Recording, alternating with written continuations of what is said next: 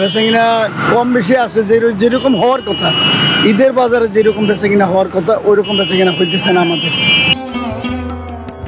কারণ হলো যে 7 দিনের ছুটি পাইছে, মানুষ মনে করেন আগে বাড়ি চলে যেতেছে, এই জন্য ও বাড়িতে গিয়ে কিনবে। মনে হয় না 2 দিন আজকাল কালকে যাচ্ছে এখানে কি হয় আল্লাহ কি করে আল্লাহ বলতে পারবো, আমি আল্লাহ ছাড়া কিছু বলতে পারবো না। ওটা বলার মালিক আল্লাহ, ওটা আমার নিজে কিছু বলতে পারবো না বাবা। অত দেশে কোনো অর্থের সমস্যা কারণে এরকম সমস্যা, হয়তো যুদ্ধক্ষেত্রে এরকম কোনো সমস্যা হয়েছে। কয়দিন আগে একটু ভালো ছিল, এখন ঢাকা থেকে মানুষ আস্তে আস্তে চলে গেছে এবং চলে যাচ্ছে, ঢাকা শহর ফাঁকা হয়ে যাচ্ছে, এখন ব্যবসা অবস্থা একটু খারাপ।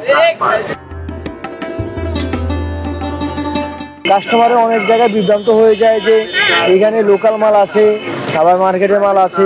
লোকাল মালের ক্ষেত্রে মনে করেন নাকি প্রতি পিস মালে আপনার 200 টাকা 300 টাকা করে কম পাচ্ছে, কিন্তু ঘুরের পরে অবশ্যই এসে নিয়ে যায়।